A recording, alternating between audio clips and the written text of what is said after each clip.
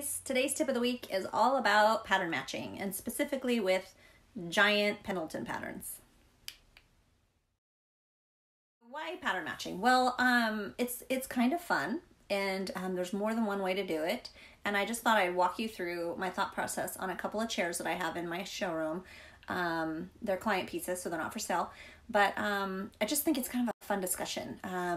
There's so many ways to do it, so here we go. One of the things about being an upholsterer is that you occasionally get large patterns that are really hard to totally match all around a chair, because no chair is a perfect square.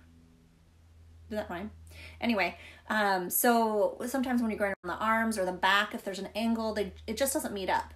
A free-flowing pattern, you can hide it pretty well, but something like this, I mean, it's just not going to match all the way around the chair. So I thought it's an interesting discussion. Okay, so on this piece, I typically start with the boxing, the cushion. I like to have this part be centered so that you can flip the cushion. Some patterns you cannot do that. Sometimes it doesn't work out, but I always start with that in mind, that I'm going to pick a piece. It would either be this part or the center of this, so that the cushion is flippable. So I pick that out, and then that gives me the placement of to be able to center this large pattern. And then ideally you would want to center it on the back as well. And it just so happens that this chair, it worked out perfect, that matching it up, this part back here did not cut off this design. If it did, I would have moved it down and had it less of a perfect match right there, but it worked out really well. So that's easy peasy, right? Step one.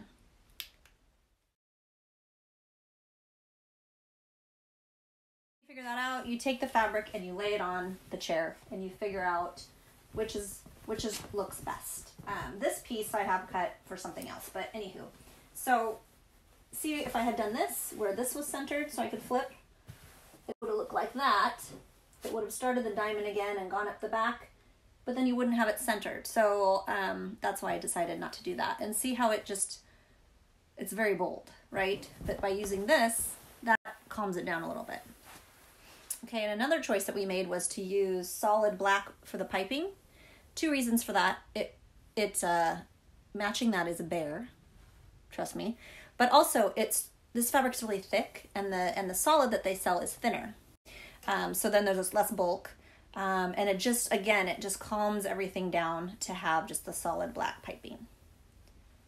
I was like, what am I going to use on that arm detail that doesn't look crazy town?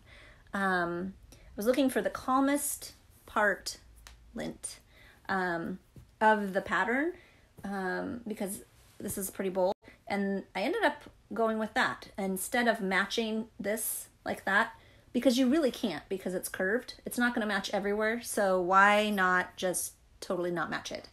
I don't always do that, but that's what you have to think about, is the best option when you can't match everything. This is what I ended up doing for the outside arms. Normally I would match to the front, but with this large pattern you would have lost the design, because the front is just the top of the cross. So I also liked how it centered the diamond, and it did not eat up all of her fabric, because I was able to get two out of the width of the fabric. So I like that.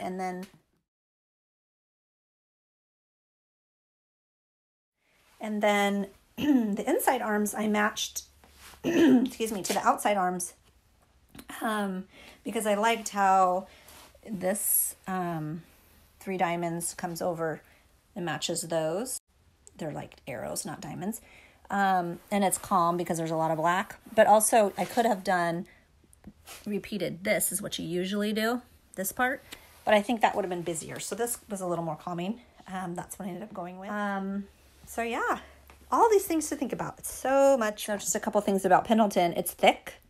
So like I said, with piping in the same fabric, it gets to be really bulky. So it's a good option to use the coordinating color, or even, I mean, you could use a different color. Hot pink. A lot of times I've seen people do the solid on different pieces of it, or another color, combining different things.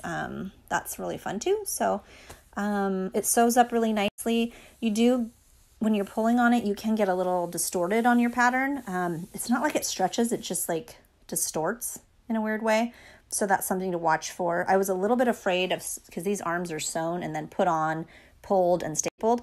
I was a little concerned it was going to get all out of shape, but it didn't. So I was really happy. And yeah. This pair for the same client, you can see I chose to use the cross on the front.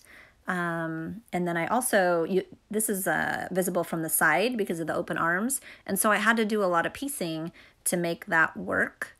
But I think it was definitely worth it. This is one that I designed, and I actually used tweed on the outside just to calm it down. Again, that word calm. But, and I offset the pattern because it was just like a bullseye in the middle on this skinny little chair. So that's what worked best.